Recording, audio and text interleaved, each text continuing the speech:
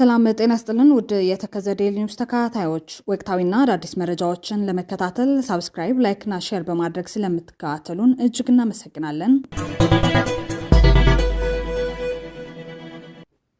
በቅድሚያ ዋና ነጥቦች ጀነራል ጻድቃን ገብረትንሳኤ የትግራይና ኤርትራ ውህደት በይፋ ተቃወሙ።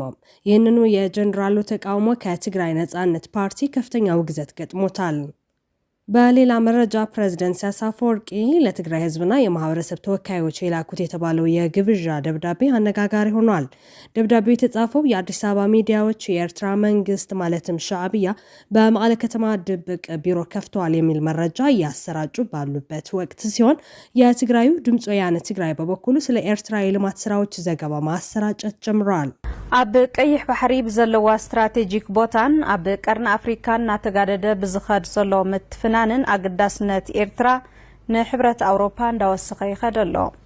ብኻልእ ወገን ድማ ዘለዋ ኣገዳስነት ብምርኣይ ቱርኪ ንወደብ ምጽዋዕ ዘበናዊ ኣገልግሎት ዝህብሉ መልክዕ ህንፀት ተሳልጥ ከም ዘላ ስትራቴጂክ ኣፌርስ ኔትወርክ ዝተባሃለ መርበብ ሓበሬታ ሓቢሩ። ንጸብጻብ ሙልጌታ ሰፋ ተስፋይ ሃፍቱ። በሌላ ዜና አገዛዙ አቅሜን ለመከፋፈል በሰሜንና በምዕራብ ኢትዮጵያ አዲስ ጥቃት ተፈጸመብኝ የሚል ክስ ማሰራጨት ጀመረ። በቆቦ አካባቢና በምዕራብ ኦሮሚያ አዲስ ነገር መኖሩንም ተሰምቷል። እናካፍላችኋለን። ዛሬ ማብራሪያ የሰጡት የህወሓት ጽህፈት ቤት ቃል አቀባይ አቶ ሚካኤል አስኮደም በበኩላቸው በአሁኑ ወቅት ጠላት ግራ ተጋብቷል ሲሉ ተናገሩ። አማራ ክልል ባህር ዳር ከተማ በጣና ሐይቅ ላይ በደረሰ ድንገተኛ የጀልባ መስመጥ አደጋ የብዙዎች ህይወት አለፈ። እነኚህና ሌሎች አዳዲስ መረጃዎች ይኖሩናል። አብራችሁን ቆዩ። በቅድሚያም አማራ ክልል ባህር ዳር ከተማ በጣና ሐይቅ ላይ በደረሰ ድንገተኛ የጀልባ መስመጥ አደጋ የብዙዎች ህይወት አለፈ። የቅድስት ክርስቶስ ሰምራ የዋዜማ በዓል ዕለት በጣና ሐይቅ በጀልባ መስመጥ አደጋ የብዙ ሰዎች ህይወት አልፏል። ግንቦት 13 ቀን ባህር ዳር የቅድስት ክርስቶስ ሰምራን ዓመታዊ የዋዜማ በዓል ለማክበርና በጣና ሐይቅ ላይ በጉዞ ላይ የነበሩ የኦርቶዶክስ ተዋሕዶ እምነት ተከታዮችን የጫነች ጀልባ ድንገተኛ የመስመጥ አደጋ ደርሶባታል። በደረሰው አሳዛኝ አደጋ ምክንያት ቁጥራቸው 80 የሚደርሱ ወገኖች ህይወት ማለፉ ተረጋግጧል። ከተለያዩ አካባቢዎች እየወጡ ያሉ መረጃዎች እንደሚያመለክቱት ጀልባዋ በርካታ ሰዎችን አሳፍራ በመጓዝ ላይ ሳለች ነው ይህ ድንገተኛ አደጋ ሊከሰት የቻለው። ይህንን አስደንጋጭና ልብ ሰባሪ ዜና ተከትሎ የባህር ዳር ፈለገ ገነት ቅዱስ ጊዮርጊስ ካቴድራል ሰንበት ትምህርት ቤት የተሰማውን ጥልቅ ሐዘን የገለጸ ሲሆን በአደጋው ህይወታቸውን ላጡ እግዚአብሔር አምላክ ነፍሳቸውን በቅዱሳኑ እቅፍ ያሳርፍ ዘንድ ምኞቱን ገልጿል። በዚህ አስከፊ አደጋ የተሰማንን ጥልቅ ሐዘን እየገለጽን ለሟች ቤተሰቦች፣ ወዳጅ ዘመዶችና ለመላው የእምነቱ ተከታዮች መጽናናትን እንመኛለን።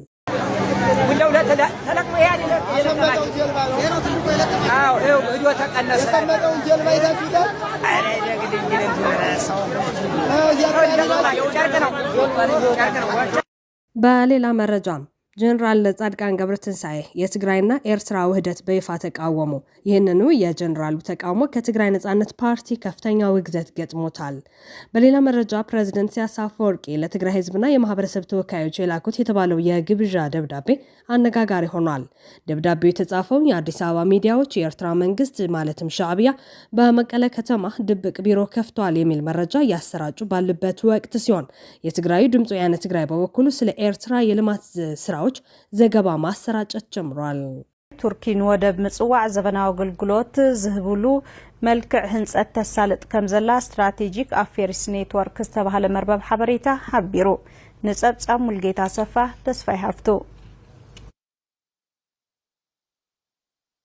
ከምቲ ንኹሉ ግዜ ኣለዎ ዝበሃል ኣብ መንጎ ኢራንን ኣሜሪካን እስራኤልን ኩናት ምውልዑ ስዒቡ ወሽመጥ ህርሙዝ ንሓደጋ ምቅልዑ ንወሽመጥ ቀይሕ ባሕሪ ኣዝዩ ተደላይ ገይርዎ ይርከብ። ኣብ ገማግም ቀይሕ ባሕሪ ካብ መንጎ ዘለዋ ሃገራት ድማ ኤርትራ ሓንቲ እያ። ኣብዚ ሕዚ እዋን ኤርትራ ንሕብረት ኣውሮጳ ኣዝያ ኣገዳስቲ ሃገር ኮይና ትርከብ። ኣድላይነት ኤርትራ ዝነቅል ምስ ፀጥታ ቀይሕ ባሕሪ ምቁፅፃርን ምክልኻልን ስደት ዞባዊ ርግኣት ኣብ ምውሓስ ብዘለዋ እጃም ዲፕሎማስያዊ እግሪ ሕብረት ኣውሮጳ ኣብ ቀርኒ ኣፍሪካ ንምትካል ካብ ዝህልዎ ኣበርክቶ ብምብጋስ እዩ ኢሉሎም ስትራቴጂክ አፍሪካ ኔትወርክ ዝተባሃለ መርበብ ሓበሬታ።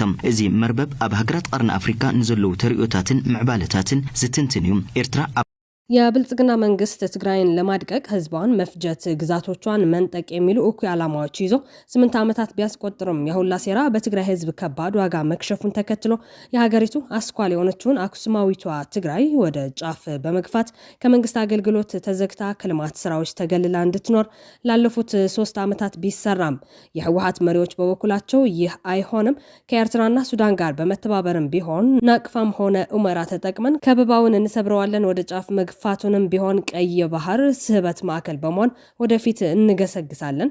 ህዝባችን ምን እንደሚፈልግም ከእናንተ ከጋዜጠኞች የተደበቀ አይደለም ሲሉ ለትግራይ መገናኛ ብዙሃን ጋዜጠኞች ከሳምንታት በፊት ሲናገሩ ታይቷል። መሰል ዓርሰ ውሳነና ምርግጋጽ ያትብል ብምንታይ ብዲፋክቶ ድዩ ሃገራዊ ሕቶድና ክንገብሮ ወይ እንታይና ንገብሮ ዝብል ዳሕራይ ብዙሕ ሰብ ሕዙን ጽገም ዘሎ ንቐጻሊ ከመይና ንኸውን ናይ ናብራታ ኢና ንኸውን ደሞዝተስ ኢኑ ኒሆ ናይ ኩሉ ነገር ክዕፀወና እዩ ዝብል ብዙሓት ስጋኣታት ኣሎ። ስጋኣት እዚ ትክክለኛ ስጋኣት እዩ፣ ግን ካብ ለሳጋእኻ ከመይና ንፈትሖ ዝብል እዩ። ቱ በዚስ በርኽ ንኸፍተይ ንኽእል ኢዶ እናበልና ማ ክንሓስብ ኣለና። በቃ ኩሉ ክፍቲ ዝኾነ ክንጥቀመለና ኢልና ክንሓስብ ኣለና። ደሞዝ ተኸለና ክዝብል ዋላ ዝኾነ ዕምራስ ይኹን نقفاس يكون زعس يكون تتقمنا نورنا حمين ندفعنا من حسب لنا خص هذه زي كوات زي لنا زخونا قرش تتقمنا خنبر لنا نمبر تهدفنا خنبر لنا زول ما خنوسنا لنا بوشتنا ممارساتنا خنسفح زلنا ممارسات تسفحنا من مسقم يقولون حزب تግራይ እንዴ ትንፈልጦ ህዝብ እንዴ ካለ ህዝብ እኮ የለም ጋዜጠኛታት ሆንኩም ትረክቦ ንጋዜጠኛታትስ ህዝብ ትግራይ ሩሑ አይኮነን ትፈልጦ ይኹ ማንም ጋዜጠኛ ኸይዱ ተሐተት ናይ ህዝብ ትግራይ ድልየት ትረክቦ ይኹም ተጋውሑ ወረ የለኹምን ሰባት ረክብኩ እንደተዘራርበሉም ህዝብ ትግራይ ከይወሰኖ ዝስራህ ነገር የለን። ይህንን ንግግር በብዙዎች ዘንድ የሀገረ ትግራይ ምስረታ ወይም ከኤርትራ ጋር ኮንፌዴሬሽን እስከ ውህደት የመፍጠር ጉዳይ ተደርጎ ዳግም አጀንዳ ሆኖ ተነስቷል። በመሆኑም አዲስ አበባ ይህንን ጉዳይ በትግራይ ተወካዮቿ አጥብቃ ስትቃወም የትግራይ ነጻነት ከፍተኛ አመራር በበኩላቸው ይህንን ተቃውሞ አምርረው አውግዘውታል። ይህንን መነሻ ያደረገው የሀገረ ትግራይ ምስረታ ንቅናቄ የትግራይን ህዝብ ወደ ከባድ አደጋ የሚያስገባ የጥፋት ጉዞ ነው የሚለው የሌተናል ጀነራል ጻድቃን ገብረትንሳኤ መደምደሚያ ብዙ ነገሮችን ይዞ ብቅ ብለዋል። የሀገረ ትግራይ ንቅናቄ በሚል እየተሰራጨ ያለው ፕሮፓጋንዳ የህዝብን ትኩረት ለመስረቅ የሚደረግ ማታለያ ነው ብለው የሚከራከሩት ጀነራል ጻድቃን በእንዲህ አይነቱ የእብደት ጉዞ የሚመሰረት የትግራይ መንግስት የለም ሲሉ ነው የተደመጡት። በጭራሽ የሀገረ ትግራይ አስተሳሰብ የትግራይን ህዝብ ወደ ከባድ አደጋ የሚያስገባ እንጂ የሚጠቅም አይደለም ሲሉ አስታውቀዋል። እንደ ጀነራል ጻድቃን ገለጻ ከሆነ በአሁኑ ወቅት በህወሓት መሪዎች እየተደረገ ያለው እንቅስቃሴ ትግራይን የኤርትራ አንዲት ወረዳ እንድትሆን የሚያደርግ ጎጂ አካሄድ ነው ሲሉ ገልጸውታል። ቅድም ኢሉ መንእሰይ ትግራይ ሃገረ ትግራይ ክንምስርቲና አላማልና ጨራሐ ዝጋደል ዝነበረሉ እዋን ሶልካ ዓሪፍካ ተቀመጥ ዝበሃል ዝነበረ መንእሰይ ህዚ ሃገረ ትግራይ ክንምስርቲና ይብለሉ ክብሉ ይፍትኑ እዮም። በከምዚ ዓይነት መንገዲ ዝምስረት ሃገረ ትግራይ የለን። እቲ ሃገረ ትግራይስ ክኾን ዶ ይኽእል ብሓደ ወገን ንህዝቢ ትግራይ ይጠቅም ዶ ይጠቅምን ብካሊእ ወገን ዓብይ ጉዳይ እዩ። ብናተይ ኣረኣያ ክኾን ዝኽእል ነገር ኣይኮነን። ንህዝቢ ትግራይ እውን ዝጠቅም ኣይኮነን። ናብ ከቢድ ሓደጋ ዘውድቕ እዩ።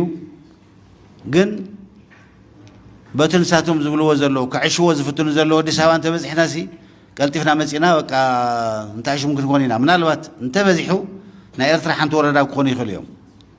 ካብኡን ላዕሊ ክኾነ ይኽእሉን። ኣብዚ ቦታ የብሎም፣ ኣብ ትግራይ ቦታ የብሎም። ይሁን እንጂ ይህንኑ ተቃውሞ ከትግራይ ነጻነት ፓርቲ መሪዎች ውግዘት ገጥሞታል። ይህ ንግግር የትግራይን መንግስት መሆን ወይም የትግራይና ኤርትራን መዋሃድ የመፍራት ስጋት በአዲስ አበባ ሰማይ ላይ መኖሩን የሚያሳይ ነው ሲሉ የትግራይ ነጻነት ድርጅት ከፍተኛ አመራር ይህንን አውግዘዋል። የነጻነት ድርጅቱ ከፍተኛ አመራር ገብረመድህን ሮምሃ የጀነራል ጻድቃንን ንግግር አጥብቀው ያወገዙት ሲሆን እነ ጀነራል ጻድቃን የሚመሯቸው የትግራይ ልሂቃን በአዲስ አበባ ከብዙ ውጣ ውረድ በኋላ የሰላምና ለውጥ ምክር ቤት በሚል ስያሜ ተደራጅተው ዓላማቸውንና የትግል አማራጮቻቸውን አስታውቋል በማለት የሚከተሉትን ነጥቦች አንስተዋል። በጀነራል ጻድቃን ንግግር መሰረት የዚያ ስብስብ አመራርና የተመሰረተው ምክር ቤት የትግራይ ሀገርነት የትግራይን ህዝብ እንደማይጠቅምና ሊሆንም እንደማይችል ግልጽ አድርጓል። በዚህም ምክንያት የተመሰረተው ስብስብ በጸረ ሀገር ትግራይ ምስረታ ላይ እንደሚታገል ግልጽ አድርጓል። በጥቅሉ ጀነራል ጻድቃን በሌሎች ስብስቦች አማካኝነት በትግራይ ሀገርነት ትግል ላይ ዘመቻ መጀመራቸው ከቆየ በኋላ ነው ሲሉ ወቅሰዋቸዋል። ሁለተኛ ህወሓት በኤርትራ አንዲት ወረዳ ሊሆኑ ይችላሉ በሚለው አስደንጋጭ ንግግራቸው ቢያንስ 3 መልእክቶችን አስተላልፈዋል ያሉት ገብረመድህን ሮምሃም አንደኛ ጀነራል ጻድቃን በንግግራቸው እንደገለጹት ትግራይ ወይ ከኢትዮጵያ ወይም ከኤርትራ ጋር ተጠግታ እንጂ ራሷን ችላ መቆም እንደማትችል ያለምንም መሳቀቅ በመግለጽ እድሜ ልካቸውን ለታገሉለት ህዝብ ያላቸውን ንቀት አሳይቷል። ሁለተኛ ህወሓት በኤርትራ አንዲት ወረዳ ሊሆኑ ይችላሉ ሲሉ ህወሓት የተወሰነውን የትግራይ ክፍል ይዘው ወደ ኤርትራ እንደሚሄዱ የሚገልጽ ሲሆን እኔም ድርሻዬን የትግራይ ክፍል ይዤ ወደ ኢትዮጵያ አጠጋለሁ የሚል ትርጉም አለው። ሶስተኛ ጀነራል ጻድቃን በሀገርነት ላይና ህወሓት ትግራይን የኤርትራ አንዲት ወረዳ ስለማድረጓ ያደረጉት ንግግር ወደፊት በትግራይ እድል ላይ ከራሳቸውና ከህወሓት ውጭ በዚያ ትግል ውስጥ የሌሎች የትግራይ ልሂቃን ሚና እንደሌለ ወይም የሌሎች የትግራይ ልሂቃን ትግልና ውሳኔ እውቅና የነፈገ ግልጽ መልእክት አስተላልፈዋል ሲሉ ንግግሩን ኮንነዋል። ይህ የክርክር አጀንዳ የተነሳው በኤርትራ የነጻነት ቀን ሰሞን ሲሆን የትግራይና የኤርትራ ህዝቦች መቀራረብን የሚፈልጉ ኤርትራውያን የትግራይ መሪዎች በተግባር የሚያምኑበትንና ዋጋ የከፈሉለትን የኤርትራ ነጻነት አብረው ሊያከብሩት ይገባል የሚል ጥሪ ያቀረቡ ነው። በዚህ ላይ ደግሞ የኤርትራ መንግስት የፕሬዝዳንት ጽህፈት ቤት ልኮታል የተባለው ይፋዊ የግብዣ ደብዳቤም አነጋጋሪ ሆኗል።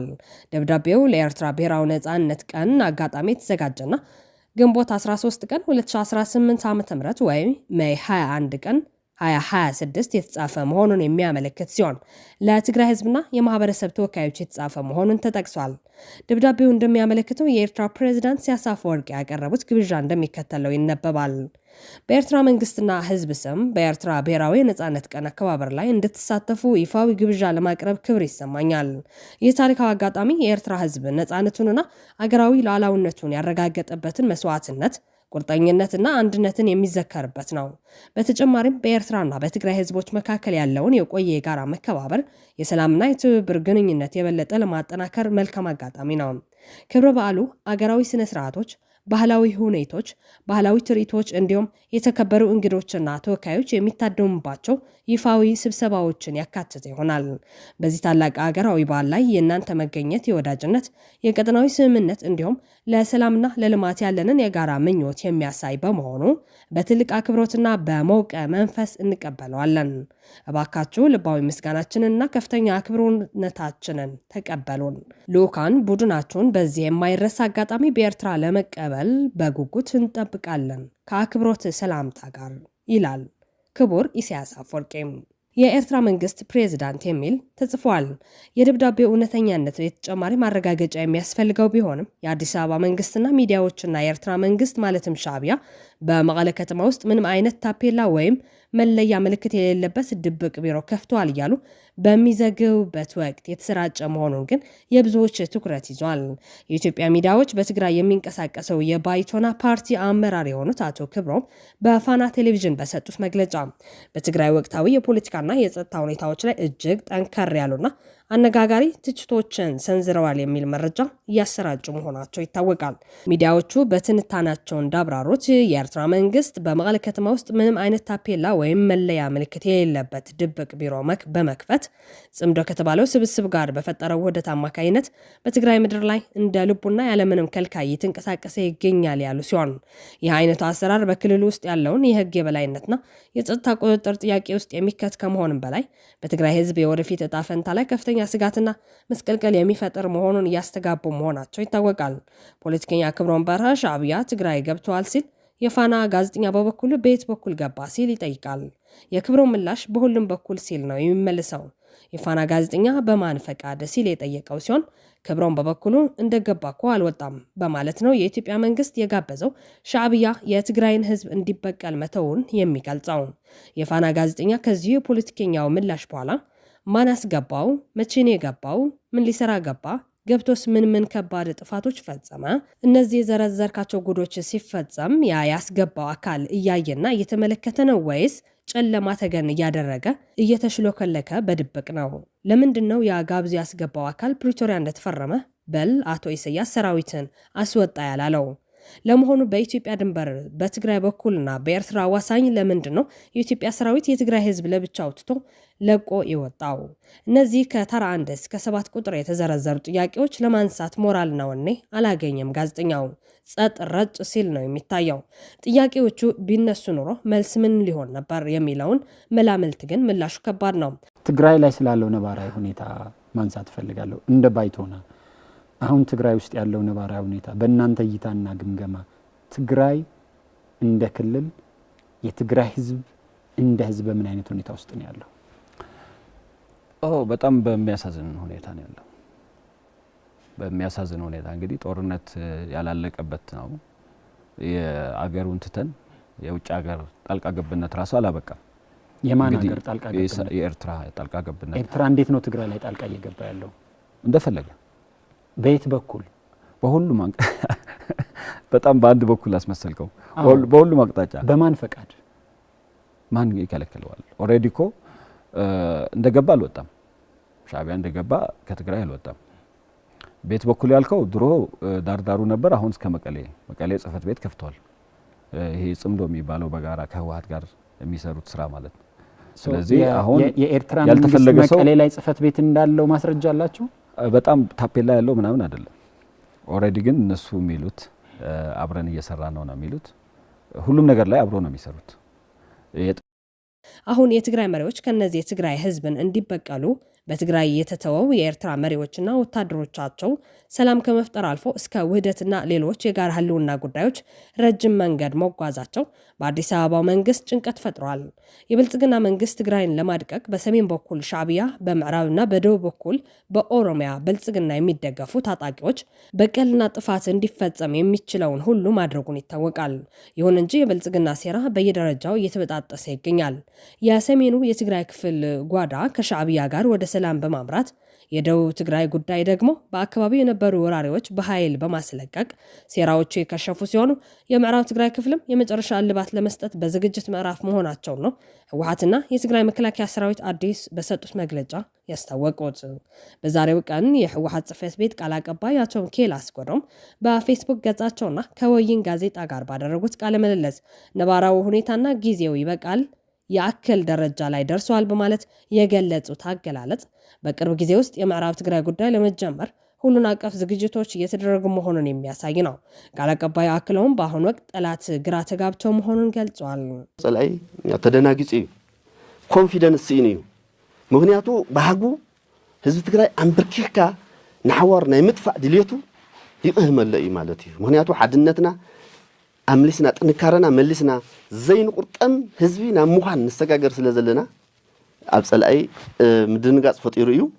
ኣብ ጸላኢ ጥራሕ ዘይኮነስ ቶም ጸላኢ ወዲዎም ኣብ አዲስ አበባ ኣብ ማዓስከር እቲ ዝቅልዎም ዘሎ ተቀለብቲ ካሕርቱውን ያው ዕርዮም ተደናጊጾም ናብ ብራ ዝኣተውሉ መድረኽ ዘሎ ምዃኑ ኢና ክንርዳእ ንኽእል ማለት እዩ። ይህ ንግግር በደቡብ ትግራይ በቆቦ ግንባር አዲስ ሁኔታና ክሶች በቀረቡበት ወቅት የተሰጠ ነው። በደቡብ ትግራይ በኩል ከባድ መሳሪያ ሲተኩሱ የነበሩት የብልጽግና ኃይሎች የተቀናጀ ጥቃት ተፈጽሞብናል ሲሉ ከሷል። በተጨማሪም የትግራይ መከላከያ ኃይሎች TDF ሞክረውታል የተባለውን አደገኛ የጸረ ድሮን መሳሪያ የሚመለከት መረጃ አነጋጋሪ ሆኗል። ባለፉት ሳምንታት ከደቡብ ትግራይ የወጡ ሪፖርቶች እንደሚያመለክቱት በራያ ቆቦ ግንባር ከፋኖ ጋር የገጠመው የብልጽግና ሰራዊት ወደ ራያ አላማጣ አካባቢዎች ቦታ ማርያም ቦምቦችን መጣል ጀምሮ ነበር። ይህ ሰራዊት ተደጋጋሚ ቦምቦችን ወደ መሬታችን በመጣል ትንኮሳ እያደረገ ነው የሚል ክስ ቢቀርብም በጥቃቱ ስለደረሰው ጉዳት እስካሁን የተገለጸ ነገር የለም። ሌላው የፋኖ እንቅስቃሴ በወሎ አካባቢ ነው። አዲስ የወጣው መረጃ እንደሚያሳየው ከኢትዮጵያ መከላከያ ጋር ሲዋጋ የነበረው የፋኖ ሰራዊት በወሎ ወግዲ በወሰደው ወታደራዊ ኦፕሬሽን የብልጽግናን የምርጫ ቁሳቁሶች ከጥቅም ውጭ አድርጓቸዋል። ቀደም ሲል የፋኖ ሰራዊት በአማራ ክልል ምርጫ እንደማያካሄድ አስጠንቅቆ እንደነበር ይታወሳል። ይህንን ክስተት ከወደ ብልጽግና በቆቦ አዋሳኝ ድንበሮችና በኢሉባቡር የተቀሰቀሱት የትጥቅ ግጭቶች የቀጠናዊ ጸጥታ ስጋትና የትጥቅ መፍታት ውጥረቱን ዳግም ወደ አሳሳቢ ምዕራፍ አሸጋግረውታል የሚል ክስ እንዲቀርብ መነሻ ሆኗል። በአማራና በትግራይ ክልል አዋሳኝ በሆነው የቆቦ አካባቢ ላለፉት 2 ቀናት ከፍተኛ የትጥቅ ግጭቶች እየተካሄዱ መሆናቸውን የአካባቢው ምንጮች ገለጹ የሚለው ይኸው ከወደ ብልጽግና እየተሰራጨ ክስ ይህ በሰሜኑ የሀገሪቱ ክፍል የተቀሰቀሰው ወታደራዊ ፍልሚያ በደቡብ ምዕራብ ኦሮሚያ በኢሉባቡር ዞንም በተመሳሳይ ቀናት ከቀጠለው የትጥቅ ግጭት ጋር የተናበበ መልክ ያለው መሆኑ በሀገሪቱ አጠቃላይ ሰላምና መረጋጋት ላይ አዲስ የክሪቲካል ስጋት ጥላ ጥሏል ይላል። በቆቦ አካባቢ የተከፈተውን ጥቃት የሰነዘሩት ታጣቂዎች እነማን እንደሆኑ በይፋ የተሰጠ ማረጋገጫ ባይኖርም በአካባቢው የሚገኙ ወገኖች ግን ጥቃቱን የሰነዘሩት የትግራይ መከላከያ ኃይል TDF ታጣቂዎች መሆናቸውን በጽኑ እየገለጹ ይገኛሉ የሚለው ይህ በብልጽግና የማህበራዊ ሚዲያ ሰራዊት የተሰራጨው ክስ ይህ የቆቦው ግጭት በድንገት የተከሰተ ሳይሆን ከሰሞኑ የቲዲኤፍ ቃል አቀባይ የሆኑት ኮሎኔል ገብረ ጻድቅ ከሰጡት ጠንካራና ተዋጊ መልእክት ጋር በቀጥታ የተያያዘ መሆኑን ይጠቀሳል። ኮሎኔል ገብረ ጻድቅ በቅርቡ በሰጡት ቃለ ምልልስ በትግራይና በፌዴራል መንግስቱ መካከል ያለውን የትጥቅ መፍታት ሂደት በሚያደናቅፍ መልኩ መሬት ላይ ያለውን ሰብአዊ ቀውስ በማንሳት እንዲህ ብለው ነበር። በየቀኑ የሚገደል በከበባ የሚራብ ደሞዝ የሚከለከል እና ነዳጅ የሚከለከል ህዝብ ይዘን ትጥቅ ፍቱ ቢሉን እሺ አንልም። ፈጽሞ የሚሆን አይደለም። አሁንም ቢሆን ልብ አድርገው ጥያቄዎቻችን ቢመልሱልን ይሻላቸዋል። ከዚህ በዘለለ መሬታችሁን አንመልስም፣ ተፈናቃዮችን አንመልስም፣ በረሃብ ሞቱ፣ እናጠፋቸዋለን ወዘተ የሚሉ ከሆነ ግን ራሳችንን ለመከላከል እንገደዳለን። አሁን ግን ውጤቱ እንደ 2013 ላይሆን ይችላል። ይህ የቃል አቀባዩ ቀጥተኛ ማስጠንቀቂያ መሬት ላይ ወደ ነበረው የትጥቅ ግጭት መለወጡ ከፕሪቶሪያው የሰላም ስምምነት ማግስት የነበረው አንጻራዊ መረጋጋት በሙሉ አደጋ ላይ የጣለ አሳሳቢ ክስተት ሆኗል ይላል መረጃው። በሌላ በኩል ከሰሜን ውጥረት ጋር በተናበበ መልኩ በኦሮሚያ ክልል ኢሉባቡር ዞንም ላለፉት 2 ቀናት በትጥቅ ቡድኖችና በጸጥታ ኃይሎች መካከል ከባድ ግጭቶች እየተካሄዱ መሆኑ ይታወቃል። ይሁን እንጂ በአካባቢው ባለው የኮሙኒኬሽን መቆራረጥና የደህንነት ስጋት ምክንያት በግጭቱ የደረሰው ሰብአዊና ቁሳዊ የጉዳት መጠን እስካሁን በውል ለማወቅ አልተቻለም። የፖለቲካና የደህንነት ታዛቢዎች እንደሚሉት በአገሪቱ 2 የተለያዩ አቅጣጫዎች በሰሜንና በደቡብ ምዕራብ በተመሳሳይ ጊዜ እንዲህ ያሉ የትጥቅ ግጭቶች መባባሳቸው የስርዓቱ ትኩረት ስለመከፋፈል ታስቦ የተደረገ ስትራቴጂካዊ አካሄድ ሊሆን እንደሚችል ይገምታሉ። የብልጽግና መንግስት በእጁ ያሉት 2 አማራጮች አንደኛው የሀገሪቱ አስኳል የሆነችውን አክሱማዊቷ ትግራይ ወደ ጫፍ በመግፋት ከመንግስት አገልግሎት ተዘግታ ከልማት ስራዎች ተገልላ እንድትኖር የሚለውን አደገኛ ፖሊሲ ውጤቱ ምን ይሁን ምን ማስቀጠል ወይም ለህገ መንግስቱ ተገዢ በመሆን በምዕራብና በደቡብ ያለውን ከበባ በማንሳት ምዕራብ ትግራይን ጨምሮ የትግራይ ግዛቶች ወደ ህገ መንግስታዊ ቦታቸው መመለስ፣ ተፈናቃዮችም ካሉበት የሰቆቃ ህይወት መታደግ የሚለውን ይሆናል። ሁሉም ለወንበሩ የሚመቸው ነው የሚያደርገው። ቅርታ አድርግልኝ፣ ይሄን አረጋግጥልሃለሁ። አፄ ኃይለ ሥላሴም እኮ በነበሩ ጊዜ እኔ አስታውሳለሁኝ፣ ልጅም ወጣት ነበርኩኝ። እናቴም በጣም ለሳቸው ቅርብ ነበረች። መታ ቤት ስታዝን አንድ ጊዜ 43 ዓመተ ምህረት ይሁን 42 ይሁንም ያየሁትም አለኝ። ቀዳማይ ወያኔ የሚባል ደፍሯቸው የማይደፈረውን ስለደፈረ እኔ ያለው የትግራይ ህዝብ እንደወር ጥባ አይበላትም ብለው ወልቃይት ጠገዴን እንደው ለጎንደር ቢሰጥ ለአቤቱታም ቁልቁል ብሎ መሄድ ይጠቅመዋል ብለው ወልቃይት ጠገዴን ለጎንደር፣ ራያና አዘቦን ደግሞ ይቀርበዋል ብለው ለወሎ እንደሰጡ ስትናደድ እናት ያውቃለሁ፣ አስታውሳለሁ። የራሳቸው ጀነራል ወልደ ዮሐንስ ተኩሉም የእናቴ ባልም አብረው ሲያዝኑ አይቻለሁ፣ በአይኔ አይቻለሁ። ሰው ለራሱ የራሱን ያስተካክላል። ሲደፈር ለምን ተደፈርኩ ይላል። እኔን አይመለከትም። እውቀቱም ስለሌለኝ ያየሁትን የሰማሁትን ያህል ነው ማወራለሁ። እስከዚያው ድረስ ግን የትግራይና የኤርትራ ህዝብ ትብብር ወደ አዲስ ምዕራፍ ተሸጋግሮ ይገኛል። አሜሪካ በበኩሏ በትግራይና በኤርትራ መካከል የተጀመረው ጽምዶ የተሰኘው ግንኙነት የሚደግፍ አቋም በመያዟ የሚታወቅ ሲሆን ድሮ በኃይለ ሥላሴ ዘመነ መንግስት እንግሊዝ ያቀረበችውን የኤርትራና የትግራይ ውህደት እቅድ እስከ ሀገርነት የተቃወመችው አሜሪካ የአሁኑ ፍላጎቷ አነጋጋሪ ሆኗል። የእንግሊዙ የትግራይ ኤርትራ የአንድ ሀገር እቅድና አሁን እንደ አዲስ መነሳቱ ደግሞ ብዙዎች እያስገረመ ነው። በአሁኑ ወቅት አነጋጋሪ ሆኖ የሚገኘው የትግራይና የኤርትራ ግንኙነትና ትግራይንና ኤርትራ በጋራ ሀገር እስከ መሆን ይደርሳሉ የሚለውን ሙከራና ጥረት ዛሬ የጀመረ አይደለም። ሀያላን ሀገራትን በጉዳዩ ላይ ጥረት ማድረግ የጀመሩት አሁን አይደለም። የትግራይ ህዝብ መሪዎቼ በሚላቸው የኢትዮጵያ መንግስታት ተደጋጋሚ ግፍና መከራ ሲደርስበት መቆየቱ የሚታወስ ሲሆን በአፄ ኃይለ ሥላሴ ዘመነ መንግስት በባዕድ ጀቶች በገበያ ላይ ያለ በመቀለ ከተማ በአሰቃቂ ሁኔታ መጨፍጨፉ ይታወሳል። ከዚህ አልፎ የአሁኑ ምዕራብ ትግራይ ወልቃይትን ጨምሮ እስከ መተማ ድረስ ያለው መሬትና በራያ በኩል ደግሞ አሉሃ ድረስ የነበረው መሬቱ ተቆርጦ ወደ ጎንደርና ወሎ እንዲካለል ተደርጓል። ይህንኑ የተመለከቱ እንግሊዞች በበኩላቸው ከመጀመሪያው ወያኔ ማለትም እንደ አውሮፓውያኑ አቆጣጠር ከ1943 ጀምሮ ትግራይን ከኤርትራ ጋር የመዋሃድ እቅድ አስበው ነበር። ነገር ግን ንጉሱ እንጂ ኢትዮጵያ አልበደለችንም በሚል በወቅቱ የነበረው የህዝቡ እምነት የእንግሊዞች እቅድ ከተውንም እውን ሊሆን አልቻለም። እንግሊዝ ለምን የትግራይና የኤርትራ ውህደት ፈለገች ለሚለው ጥያቄ እንደ አውሮፓውያን አቆጣጠር በ1941 ጣሊያንን ካሸነፈች በኋላ እንግሊዝ ኤርትራን ተቆጣጠረችና ለጊዜው የሰሜን ኢትዮጵያን ክፍሎች አስተዳድራለች። በዚህ ወቅት የእንግሊዝ ባለስልጣናት ለትግራይና ለኤርትራ የተለያዩ የፖለቲካ አማራጮችን ተወያይተዋል። ከነዚህ መካከል አንድ የታላቋ ትግራይ ፕሮጀክት የእንግሊዝ ባለስልጣናት በተለይም በአስተዳደሩ ውስጥ የነበረው የትግራይ ደጋፊ ቡድን የኤርትራን ደጋማ ቦታዎች ከትግራይ ግዛት ጋር በመዋሃድ አንድ የፖለቲካ ክፍል ለመፍጠር የሚያስችል እቅድ አስበው ነበር። ምክንያቶችም የሚከተሉትን ያካትታሉ። በኤርትራ ደጋማ ነዋሪዎችና በትግራይ ነዋሪዎች መካከል ጠንካራ የባህል የቋንቋና የሃይማኖት ትስስር፣ በአፄ ኃይለ ሥላሴ የሚመራውን ማዕከላዊ የኢትዮጵያ አስተዳደርን ለማዳከም ፍላጎት ማለትም አንዳንድ የእንግሊዝ ባለስልጣናት በእሳቸው ላይ አይተማመኑም ነበር።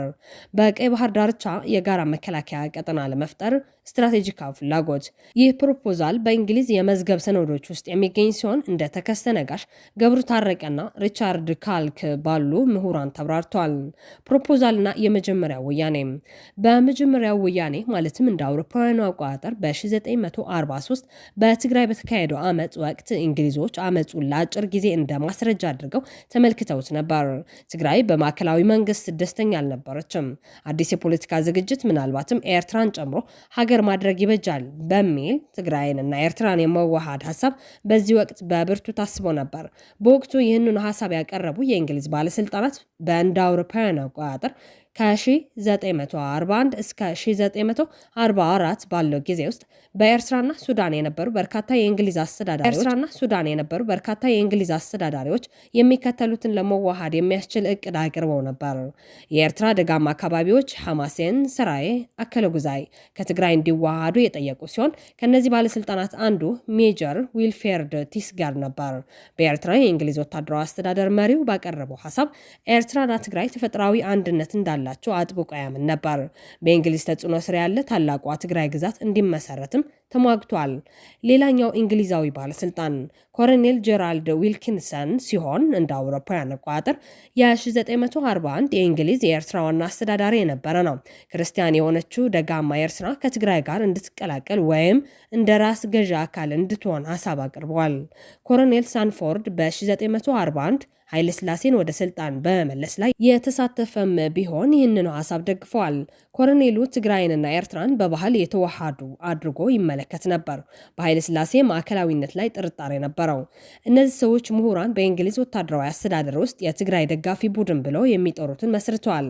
በወቅቱ እንግሊዞች በትክክል ያቀረቡት ሀሳብ የታላቋ ትግራይ እቅድ እንደ አውሮፓውያን አቆጣጠር ከ1942 እስከ 1944 የሚከተሉትን ለመዋሃድ ሚስጥራዊ ፕሮፖዛል ይዞታ ነበረው።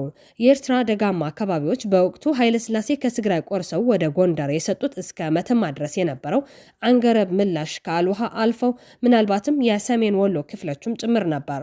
ዓላማው በወቅቱ በትግራይ ህዝብ ላይ ተደጋጋሚ በደል የፈጸመው የኃይለ ሥላሴን ስርዓት ማዳከም፣ ለእንግሊዝ ተስማሚ የሆነ መከላከያ ግዛት መፍጠር፣ የቀይ ባህር ስትራቴጂካዊ ተደራሽነትን ማስጠበቅ፣ የባህል አንድነትን መጠቀም በሁለቱም ወገን የትግርኛ ተናጋሪዎች ነበር። በመሆኑም በባሌና ጎጃም ከተካሄደው የገበሬዎች አመጽ እንደ አውሮፓውያን አቆጣጠር በ1943 በትግራይ የተካሄደው የወያኔ አመጽ የእንግሊዝ ቀልብ የሳበ ነበር። የኃይለ ሥላሴን መንግስትን ግን አስደንግጧል። እንግሊዝ አመጹን ከመረመረች በኋላ የሚከተለውን ደመደመች። ትግራይ በአዲስ አበባ ላይ ተቃውሞ እያሰማች መሆኑን፣ የትግራይ የተቃውሞ መሪዎች ራስ ገዥ አስተዳደርን ሊቀበሉ ይችላሉ፣ ትግራይ በታሪኩ 4 ኪሎ ላይ በነቆጡ ነገስታት ለመቆጣጠር አስቸጋሪ መሆኑን ድምዳሜ ላይ በመድረስ ይህ ድምዳሜ ደግሞ ትግራይ እና የኤርትራ ደጋማ አካባቢዎች በእንግሊዝ ቁጥጥር ስር ሊሆኑ ይችላሉ የሚለውን ሐሳብ አጠናከረ።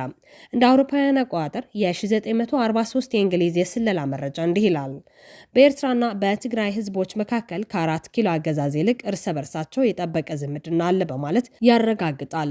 በመሆኑም የመጀመሪያው ወያኔ አመጽ የእንግሊዝ ባለስልጣናት የትግራይና ኤርትራን አንድነት ሐሳብ እንደገና እንዲያስቡበት በቀጥታ አበራተዋል። በመጨረሻም እቅዱ ለምን ሳይሳካ ቀረ ለሚለው ጥያቄም ምንም እንኳን በሁለቱም ህዝቦች መካከል ውህደት ለማድረግ ጠንካራ ውይይት ቢደረግም እቅዱ በሚከተሉት ምክንያቶች ተደናቅፏል። አንደኛ፣ ኃይለ ሥላሴ እሳቸው ማንኛውንም የኢትዮጵያን ክፍል አጥብቀው ተቃውመዋልና የኤርትራ ሙሉ መመለስን ጠይቀዋል። ሁለተኛ፣ የአሜሪካ ግፊት። አሜሪካ እንደ አውሮፓውያን አቆጣጠር ከ1944 በኋላ በእንግሊዝ ቅርጽ የተሰራ ታላቋ ትግራይ ሳይሆን በኃይለ ሥላሴ የሚመራ የተረጋጋ ኢትዮጵያን ትፈልግ ነበር። ሶስተኛ፣ ከትግራይም ሆነ ከኤርትራ የተዋሃደ የትግራይ ኤርትራ ጥያቄ አለመኖር። የደጋማ አካባቢዎች ህዝቦች ባህልን ይጋሩ ነበር፣ ነገር ግን ፖለቲካዊ ቅንጅት አልነበረም። አራተኛ፣ የእንግሊዝ ቅድሚያ የሚሰጣቸው ነገሮች ተቀየሩ። እንግሊዝ በዋናነት የአስመራን የመገናኛ መሰረትና የመብራት ወደብ ትፈልግ የነበረ ሲሆን የፖለቲካ ሙከራዎችን አልፈለገችም። እንደ አውሮፓውያን አቆጣጠር በ1952 የተባበሩት መንግስታት ኤርትራ ከኢትዮጵያ ጋር እንድትዋሃድ ወሰነ። ይህም የትግራይ ኤርትራ ህብረት ሐሳብን አቆመ። የኃይለ ሥላሴ መንግስት የኤርትራ ፌዴሬሽን ካፈረሰ በኋላ ደግሞ የኤርትራ ሀገርነት ጥያቄ በትጥቅ ትግል እውን ለማድረግ ተጀመረ። ማጠቃለያ፣ እንግሊዞች በ1940ዎቹ መጀመሪያ ላይ ትግራይና ኤርትራን የመዋሃድ ሐሳብን በቁም ነገር አስበው ነበር። እቅዱ በመጀመሪያው ወያኔ አመጽ ማለትም በ1943 ወቅት ግፊት አገኘ። በአሜሪካ በኢትዮጵያና በኋላም በተባበሩት መንግስታት ተቃውሞ ምክንያት ነው እውን ሊሆን ያልቻለው። በዚህ ጉዳይ በርካታ መጻሕፍትና የጥናት ጽሑፎች ያሉ ሲሆን ከነዚህ መካከል የገብሩ ታረቀ የኢትዮጵያ አብዮት ማለትም ሃርቫርድ 1991፣ ተከስተ ነጋሽ ኤርትራና ኢትዮጵያ፣ የግጭቱ ስር መንስኤዎች ሪቻርድ ካልክ፣ በኤርትራ የእንግሊዝ አማራጮች ከ1941 እስከ 1952 ተጠቃሽ ናቸው። ትግራይን የጨፈጨፈው የኃይለ ሥላሴ መንግስት ከተገረሰሰ በኋላም ቢሆን ሻዕቢያና ህወሓት ጨምሮ በርካታ የትጥቅ ትግሎች ቢጀመሩም ከግንባር ገድል ሓርነት ትግራይ በስተቀር ሌላ ድርጅት የሁለቱንም ህዝቦች ውህደትና ሀገርነት የሚመለከት አጀንዳ አላነሳም።